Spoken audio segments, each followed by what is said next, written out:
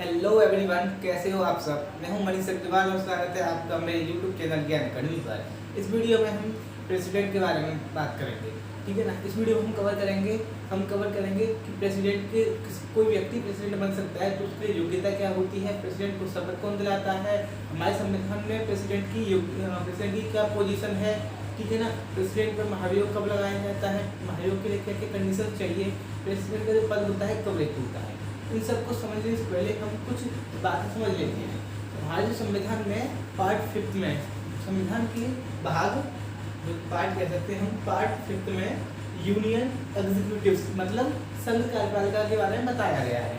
कौन कौन से आर्टिकल्स में है, आर्टिकल 52 से 78 तक। संविधान के पार्ट 5 में यूनियन एग्जीक्यूटिव्स के बारे में बताया गया है, आर्टिकल 52 से 78 में, ठीक है ना। अब आता है हमारा कि भाई यूनियन एग्जीक्यूटिव्स की बात करता है हमारा पार्ट 5, ठीक है ना। तो इसमें कौन कौन से जो पद हैं जो कि यूनियन एग्जीक्यूटिव्स में आते हैं, संघ कार्यपालिका में कौन कौन लोग आते हैं। तो सर इसमें आता है हमारा भारत का राष्ट्रपति, भारत का उपराष्ट्रपति, prime minister, council of minister, मंत्रिपरिषद कह सकते हैं इसे, मंत्रिपरिषद। उसके बाद आता है attorney general of India. Attorney general of India यह वो 5 पद होते हैं हमारे भारत में जो कि यूनियन एग्जीक्यूटिव संघ कार्यपालिका में शामिल किए गए हैं, ठीक है ना। इस वीडियो में हम बात करेंगे प्रेसिडेंट के बारे में, ठीक है ना। धीरे धीरे हम फर्दर वीडियोज में क्या है, हम एक एक करके सभी जो पोस्ट बताए हैं हमने, प्रधानमंत्री के बारे में, काउंसिल ऑफ मिनिस्टर के बारे में, अटॉर्नी जनरल ऑफ इंडिया के बारे में, उपराष्ट्रपति के बारे में, सभी के बारे में बात करेंगे, ठीक है। चलो स्टार्ट कर लेते हैं, ठीक है ना। तो सर स्टार्ट करते हैं कि हमारे संविधान में राष्ट्रपति की पोजीशन क्या है, ठीक है। पहले यह देख लेते हैं कि हमारे संविधान में राष्ट्रपति की पोजीशन क्या है। तो सर आर्टिकल 52 क्या कहता है, there shall be a president of India. वह कहता है कि भारत में एक राष्ट्रपति का पद होना बहुत जरूरी है और यह जो पद है किसी भी समय किसी भी कंडीशन में इस पद को खाली नहीं छोड़ा जा सकता, ठीक है ना। ऐसा नहीं है कि आप एक मतलब प्रेसिडेंट बना देते हो लेकिन आप एक दिन के लिए भी प्रेसिडेंट के पद को खाली नहीं छोड़ सकते। प्रेसिडेंट की मृत्यु होने के बाद मृत्यु हो जाती है तो भी उस जगह आपको फौरन ही किसी न किसी व्यक्ति को प्रेसिडेंट बनाना होगा, ठीक है ना। और नहीं प्रेसिडेंट का कार्यकाल कंप्लीट होने के बाद भी आपको चुनाव जल्दी कराने होंगे जिससे कि प्रेसिडेंट का जो पद है वो खाली ना हो। वो कौन क्या कहता है, आर्टिकल 52 कहता है। यह आर्टिकल 52 इसी के साथ यह भी कहता है कि हमारे संविधान में हमारे संविधान में किसी प्रकार की कोई क्रिया करनी है, कोई भी बिल पास करना है, कोई भी कुछ भी प्रकार कोई भी कार्य करना है तो आपको प्रेसिडेंट की सिग्नेचर की आवश्यकता है। मतलब बिना प्रेसिडेंट की सिग्नेचर के किसी प्रकार का कोई भी बिल पास नहीं हो सकता, वह बिल एक्ट नहीं बन सकता, अधिनियम नहीं बन सकता। सपोज कीजिए कि अगर हमारी जो पार्लियामेंट है बिल को पास कर देती है जिस बिल की जरूरत होती है, एब्सोल्यूट मेजॉरिटी से, सिंपल मेजॉरिटी से, इफेक्टिव मेजॉरिटी से, किसी भी स्पेशल मेजॉरिटी से, किसी भी मेजॉरिटी से और पार्लियामेंट किसी बिल को पास कर देती है, लेकिन राष्ट्रपति के उस पर सिग्नेचर नहीं होते हैं तो वह बिल अमेंडमेंट, वह बिल अधिनियम एक्ट नहीं बन सकता, ठीक है। यह कौन कहता है इसको, इस बात की कौन देता है, आर्टिकल 52, ठीक है। वह कहता है there shall be a president of India. Shall का मतलब है कि वो कंपल्सरी है, ठीक है। अब आर्टिकल 52 क्या कहता है, 53 क्या कहता है। आर्टिकल 53 कहता है कि हमारे जो राष्ट्रपति हैं सभी प्रकार की जो यूनियन एग्जीक्यूटिव्स की सभी प्रकार की जो पावर होती है वह प्रेसिडेंट के हाथ में होती है। कौन कहता है, आर्टिकल 53 कहता है। आर्टिकल 52 क्या कहता है, वह कहता है कि राष्ट्रपति का जो पद है वह कंपल्सरी है, उसे किसी भी समय कैसे भी आप उसे वेकेंट नहीं छोड़ सकते, ठीक है ना। अब आता है कि भाई आर्टिकल 74 क्या कहता है। आर्टिकल 74 कहता है, आर्टिकल 53 कहता है कि सभी प्रकार की यूनियन एग्जीक्यूटिव्स की जो संघ कार्यपालिका की जो शक्तियाँ होती है आर्टिकल 53 में राष्ट्रपति को दी गई है। आर्टिकल 74 कहता है राष्ट्रपति को यूनियन एग्जीक्यूटिव्स की पावर्स दी हुई है, लेकिन उसको उसकी पावर्स में, उसके फंक्शंस में क्या है, मदद दिलाने के लिए किसको नियुक्त किया गया है, council of minister headed by the prime minister. Article 74 कहता है there shall be a council of minister headed by the prime minister to aid and advise the president to perform his function। वो कहता है article 74 कि हमारी क्या है, prime minister की अध्यक्षता में मंत्रिपरिषद होगी जो कि राष्ट्रपति को उसके फंक्शंस को, उनके जो कार्य है उनको कराने के लिए मदद करेगी, ठीक है। लेकिन इस बात को आप ध्यान रखना, आर्टिकल 74 जो आर्टिकल 74 है वह उसमें यह नहीं कहा गया है कि जो council of minister headed by the prime minister उसके द्वारा दी हुई सहायता या दी हुई एडवाइस राष्ट्रपति के लिए बाइंडिंग है या नहीं है, इस बात की कोई भी व्यवस्था नहीं की गई है। इसी वजह से होता क्या है, इसी वजह से हमारे संविधान लागू होने की इनिशियल ईयर्स में संविधान लागू होने के उपरांत ही हमारे जो देश के प्रथम राष्ट्रपति और प्रथम प्रधानमंत्री हैं उनमें विवाद हो जाता है, डिस्प्यूट हो जाता है। प्रधानमंत्री कहता है कि भाई मेरे पास संसद है, मैं लोकसभा का सदस्य हूँ और मैंने यह बिल है संसद से पास किया है, आप इसमें प्रस्थान कीजिए। प्रेसिडेंट कहता है मेरे फंक्शंस हैं, यूनियन एग्जीक्यूटिव में सभी प्रकार के कर्तव्य मेरे हैं, फंक्शंस मेरे हैं, तो आप मुझे एडवाइस दे सकते हो, मुझे सलाह दे सकते हो, मेरी मदद करा सकते हो मैं फंक्शन करने में। जरूरी नहीं है कि मैं आपके इन एडवाइस को मानूँ या न मानूँ, ठीक है। तो प्रेसिडेंट अपना प्राइम मिनिस्टर है वह बिल पास कराता है संविधान पार्लियामेंट से और राष्ट्रपति उसे मना कर देता है। तो इस वजह से विवाद होते रहते थे। तो इस विवाद को सॉल्व करने के लिए हमारे सुप्रीम कोर्ट ने 1955 में इस बिल को सॉल्व किया, इस केस को सॉल्व किया और उन्होंने क्लियर तरीके से कहा कि इस संविधान में जो राष्ट्रपति है वह नाममात्र का प्रमुख है, मुखिया है, नाममात्र का मुखिया है। और इसी के साथ हमारे सुप्रीम कोर्ट में यह फैसला लिया गया कि सभी प्रकार की जो शक्तियाँ होती हैं, कार्यवाही शक्तियों का जो वास्तविक जो अधिकारी है या कह सकते हैं जो पावर रखने की जो शक्ति होती है वास्तव में वह होती है council of minister headed by the prime minister. ये कब कही गई? 1955 में। क्या कहा गया था कि जो राष्ट्रपति है वह नाममात्र का प्रमुख है और सभी प्रकार की जो वास्तविक शक्तियाँ होती हैं वो council of minister headed by the prime minister के हाथों में होती हैं, ठीक है ना। लेकिन उसके बाद होता क्या है, सुप्रीम कोर्ट ने तो उसको फैसला सुना दिया, अपना फैसला है सुप्रीम कोर्ट ने सुना दिया। लेकिन 1976 में हमारे संविधान में इंदिरा गांधी की गवर्नमेंट ने 42वां संविधान संशोधन अधिनियम लागू किया जाता है। उसमें कहा जाता है कि जिस प्रकार उन्होंने कहा है कि जो भी council of minister headed by the prime minister में किसी प्रकार की कोई भी एड या एडवाइस प्रेसिडेंट को दी है तो वह प्रेसिडेंट के लिए बाध्यकारी है। 42 में अमेंडमेंट किया गया था, 47 टाइम्स हमारे संविधान में संशोधन किया गया था। तो इसमें कहा गया था कि अगर किसी प्रकार की कोई भी सलाह मशवरा एडवाइस मंत्रिपरिषद headed by the prime minister प्रधानमंत्री कोई भी सलाह और प्रेसिडेंट को देते हैं तो प्रेसिडेंट उन पर क्या है अपने सिग्नेचर दे के उसे अधिनियम बनाएगा, यह उसके लिए फोर्सिबल है, उसके लिए बाइंडिंग है। लेकिन 44th में अमेंडमेंट में क्या होता है, जो कि 1978 में मोरारजी देसाई जनता दल के जो प्रधानमंत्री थे मोरारजी देसाई, उन्होंने 47 कॉन्स्टिट्यूशनल अमेंडमेंट एक्ट लागू किया और उसमें बताया कि जो राष्ट्रपति हैं उनको फोर्स नहीं किया जा सकता, उनको फोर्स नहीं किया जा सकता। दैट मीन्स कि जो council of minister headed by the prime minister अगर किसी प्रकार की कोई सलाह मशवरा या एडवाइस या कोई बिल पास करके राष्ट्रपति को देते हैं तो राष्ट्रपति अगर उनको कुछ अनुचित लगता है कि इस बिल में कुछ अनुचित है या कोई उनको कुछ भद्दी लगती है तो वह उस बिल को दोबारा से पार्लियामेंट में भेज सकते हैं, संसद में दोबारा से उस बिल को भेज सकते हैं और संसद से कह सकते हैं कि आप इस बिल को दोबारा से रिकन्सिडर कर लीजिए, आप उसको देख लीजिए कि यह बिल आपके लिए ठीक है कि नहीं है, आप इसमें कुछ प्रकार चेंज करना चाहें तो कर लीजिए। इस प्रकार वह बिल है वह हमको लौटा सकता है पार्लियामेंट को, ठीक है। तो यह पार्लियामेंट की जिम्मेदारी है कि वह उस बिल में कुछ प्रकार के संशोधन करते हैं तो वो कर सकते हैं, नहीं करने तो वह उस बिल को सीधे दोबारा से उसी बिल को सेम टू सेम उसी बिल को क्या है राष्ट्रपति को दे देंगे।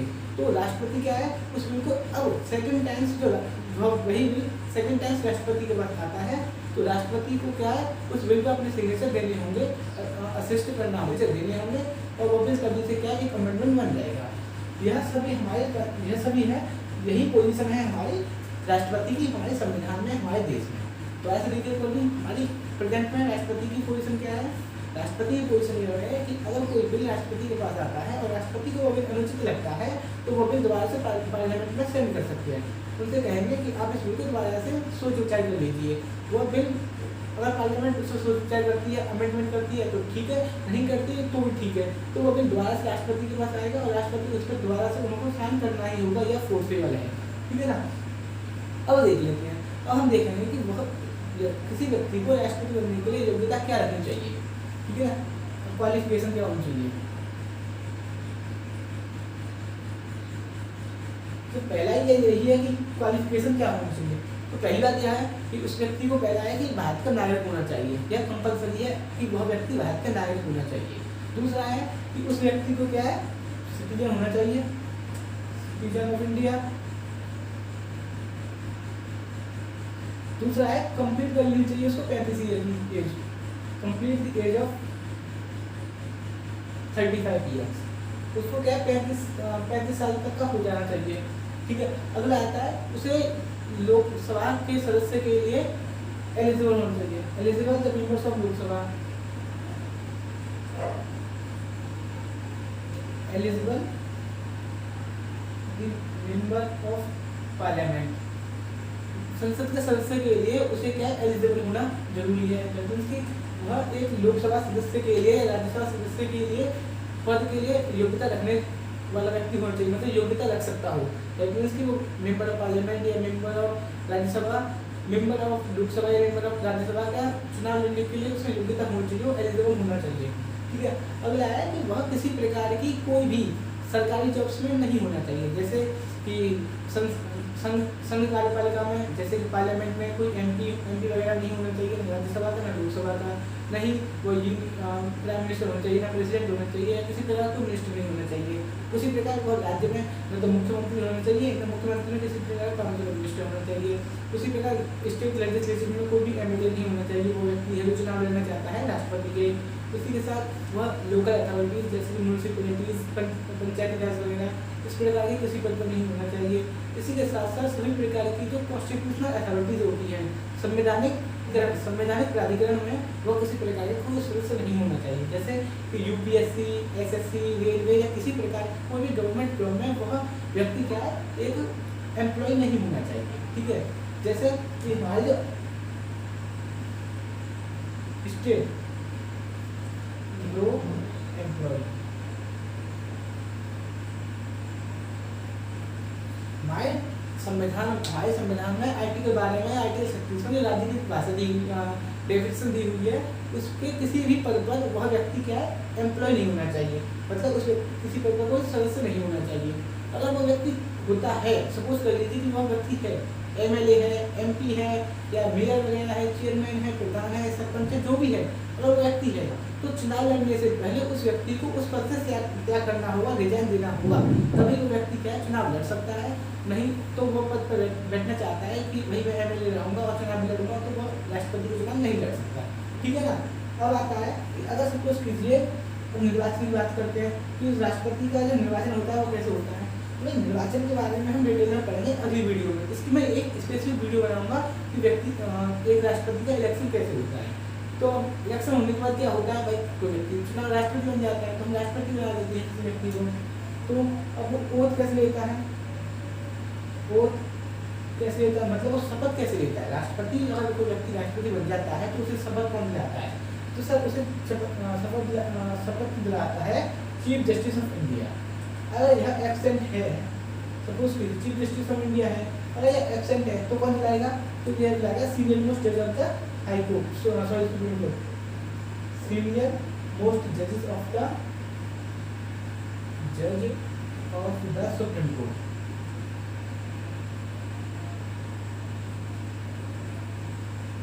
सपोज कीजिए कि अगर राष्ट्रपति कोई व्यक्ति अगर राष्ट्रपति बन जाता है तो उसे शपथ कौन दिलाएगा, तो उस व्यक्ति को शपथ दिलाएगा चीफ जस्टिस ऑफ इंडिया, मुख्य न्यायाधीश। मुख्य न्यायाधीश भारत का जो मुख्य न्यायाधीश होगा वह उस व्यक्ति को मतलब राष्ट्रपति को शपथ दिलाता है। ठीक है, अगर सपोज कीजिए कि वो बीमार हो जाता है या किसी प्रकार से अनुपस्थित है या वो नहीं आ सकता किसी वजह से, तो कौन शपथ दिलाएगा। ऐसा थोड़ी है कि चीफ जस्टिस ऑफ इंडिया नहीं है तो क्या राष्ट्रपति लड़ता रहेगा, वो नहीं करेगा, शपथ नहीं लेगा, शपथ तो लेगा भाई, तो कौन दिलाएगा, तो सीनियर मोस्ट जज of the supreme court. Supreme court का जो वरिष्ठ न्यायाधीश होगा वह उस व्यक्ति को राष्ट्रपति की शपथ दिलाएगा। ठीक है, अब आता है कि भाई राष्ट्रपति शपथ ले ली तो उसका टेन्योर कितना है, मतलब उसका कार्यकाल कितने समय के लिए है, उसका टेन्योर की बात कर लेते हैं। तो उसका जो टेन्योर होता है, राष्ट्रपति का जो टेन्योर होता है 5 साल का होता है। कितने साल का, 5 साल का। लेकिन राष्ट्रपति अपनी मर्जी से जब चाहे जब वह अपना क्या त्याग पत्र उपराष्ट्रपति को दे सकता है, और उपराष्ट्रपति को उसका जो त्याग पत्र है लेना होगा, वह उससे मना नहीं कर सकता कि आप मुझे त्याग पत्र मत दो, मैं आपके त्याग पत्र को मैं नहीं चाहता कि आप इस पद से त्याग दो, इस पद को त्याग दो, मैं ऐसा नहीं चाहता, मतलब ऐसा नहीं कर सकता। राष्ट्रपति अगर अपने पद को त्यागना चाहता है तो उपराष्ट्रपति को उसको रिजाइन लेटर लेना ही होगा, यह उसके लिए बात बेकारी है, ठीक है ना। अगर उसने अपना त्याग पत्र नहीं दिया है तो फिर उसे कैसे पद से रिमूव किया जा सकता है, उसे उसके पद से रिमूव किया जा सकता है एक कंडीशन पर, महाभियोग द्वारा, जिसे हम कहते हैं इम्पीचमेंट। एक राष्ट्रपति को उसके पद से हटाया जा सकता है इम्पीचमेंट के द्वारा। इम्पीचमेंट, ठीक है। इम्पीचमेंट जो शब्द है हमारे संविधान में से एक ही बार यूज किया गया है, वो कब किया गया है, राष्ट्रपति के लिए। इसके अतिरिक्त और किसी भी व्यक्ति को, चाहे वो यूपीएससी का चेयरपर्सन क्यों ना हो, या वो एसएससी के चेयरपर्सन क्यों ना हो, रेलवे का क्यों ना हो, कोई भी व्यक्ति मतलब चुनाव आयोग का चेयरपर्सन क्यों ना हो, कोई भी व्यक्ति को रिमूव करना है, उसको उसके पद से हटाना है तो ओनली हमारे संविधान में रिमूवल शब्द का यूज किया गया है। लेकिन राष्ट्रपति को उसके पद से हटाना है, उसके लिए इम्पीचमेंट शब्द को यूज किया गया है। एक व्यक्ति को अगर राष्ट्रपति को उसके पद से हटाना है तो उसे हम क्या कहते हैं, इम्पीचमेंट कहते हैं। तो किसी व्यक्ति पर जो कि राष्ट्रपति है उस पर इम्पीचमेंट कब लगाया जा सकता है, तो हमारे संविधान में कहा गया है कि किसी भी राष्ट्रपति पर इम्पीचमेंट लगाया जा सकता है जब वह संविधान का उल्लंघन करता है। संविधान का उल्लंघन करता है तो उस पर इम्पीचमेंट लगा सकते हैं। लेकिन हमारे संविधान में संविधान के उल्लंघन शब्द को स्पष्ट नहीं कहा गया है। एक्चुअली में संविधान का उल्लंघन क्या होता है, संविधान का उल्लंघन यह है कि अगर हमारी जो council of minister head bye the prime minister किसी प्रकार की कोई एडवाइस प्रेसिडेंट को देते हैं, कोई बिल पास करते हैं और वह राष्ट्रपति उस पर साइन करने से मना कर देता है, तो क्या संविधान का उल्लंघन हो रहा है। या किसी भी तरीके से अगर संविधान का उल्लंघन होता है तो जो मेंबर ऑफ पार्लियामेंट है, जो कि पार्लियामेंट है, संसद है, उस व्यक्ति को क्या है, राष्ट्रपति को क्या उसके पद से हटा सकती है। लेकिन इसके लिए कंडीशंस क्या है, तो कंडीशंस देख लेते हैं। पहली कंडीशन यह है कि इसको संसद के दोनों सदनों में से, लोकसभा या राज्यसभा, किसी भी सदन में इसे बिल को पास किया जा सकता है उसको हटाने के लिए, ठीक है ना।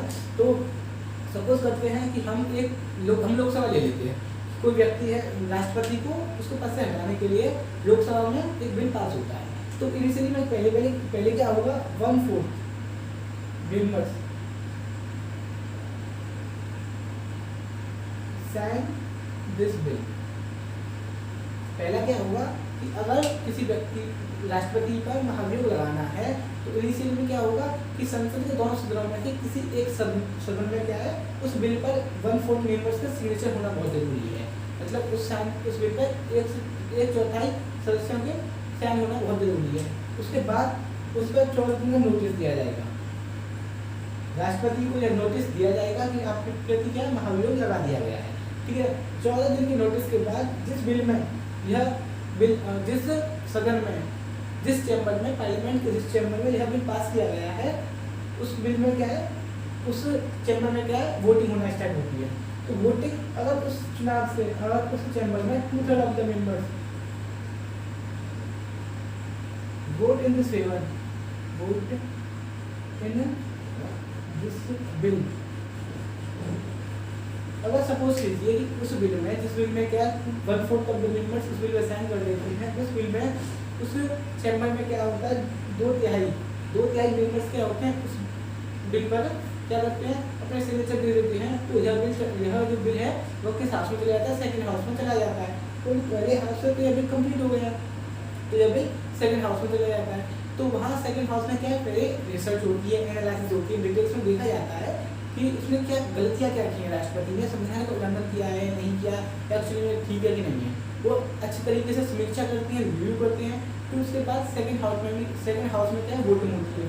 अगर वह बिल सेकंड हाउस से भी क्या होता है, सेकंड चैम्बर से क्या होता है, 2/3 ऑफ द मेंबर्स, 2/3 उसकी जो स्ट्रेंथ है, उस चैम्बर की जो भी स्ट्रेंथ है, उस स्ट्रेंथ के 2/3 वोट उस बिल के फेवर में आ जाते हैं। तो तभी से क्या है, राष्ट्रपति अपने पद से हटा दिया जाता है, उस व्यक्ति को महाभियोग लगा दिया जाता है और व्यक्ति उस पद से हट जाता है।